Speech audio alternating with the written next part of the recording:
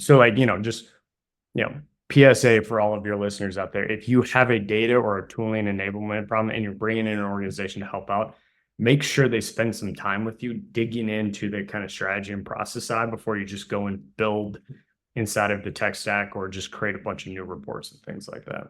Well, you bring up a interesting point here, regarding outsourcing. So you and I, own boutique firms, Yep. and we work with some pretty heavy hitter brands and some earlier stage brands that have billion-dollar IPOs 5 years later too. So Yep. there's a real mix here. How often do you see a RevOps team understanding that outsourcing these sort of resources is going to help, maybe a little bit more quickly versus doing it themselves, or at least starting it on their own internally?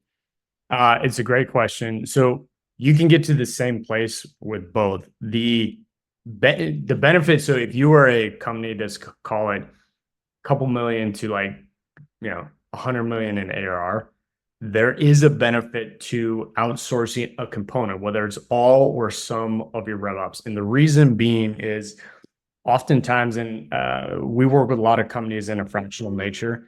And whenever we work with them in a fractional nature, one of our kind of like, one of the ways we engage is they get access to our entire domestic ecosystem. So we've got 30 plus individuals, and they range from all the major tech admins, so HubSpot, Salesforce, Marketo, marketing ops, RevOps, CS ops, enablement content, paid media, so on and so forth.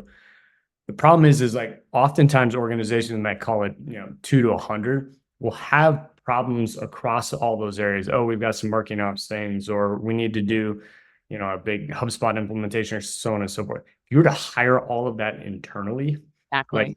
talking hundreds and hundreds of thousands of dollars, particularly when you think about it fully loaded, when instead you can kind of pick and choose from a fractional nature of like, oh, hey, we need to toggle up some additional marketing ops resources for the next 6 months, and then we then toggle it down.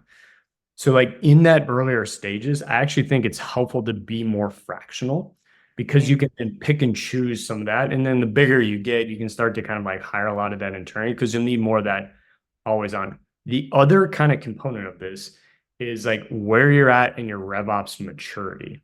It's interesting. One of the ways that we think about RevOps maturity internally is like, if you think about like an XY axis, where the Y axis is like time or investment that a company has to make into RevOps, and the X axis is your RevOps maturity.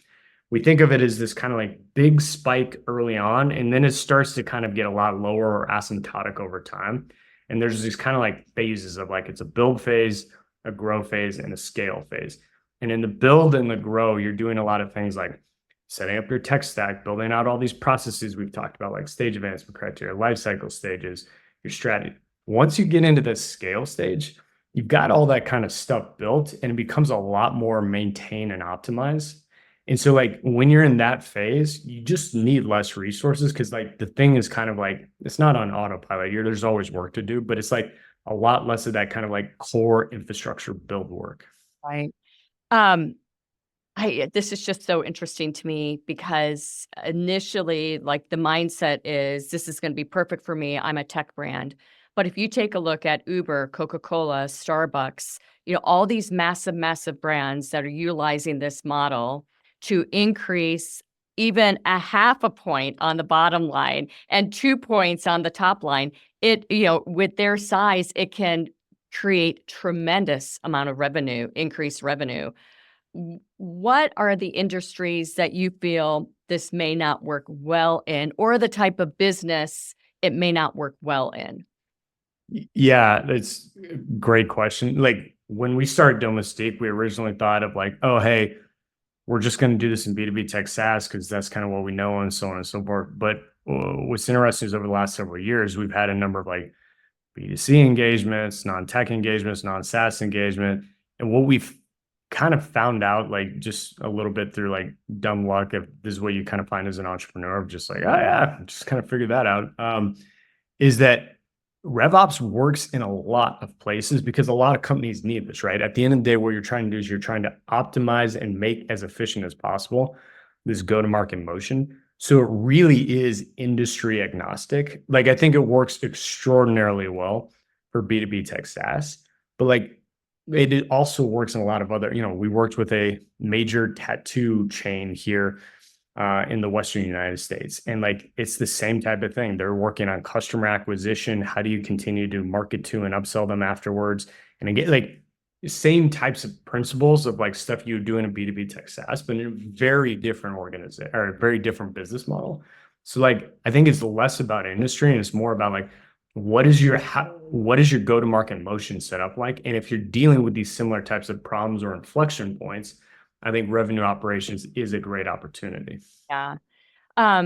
You and I both know when done well, RevOps can really impact the top and the bottom line as we've noted.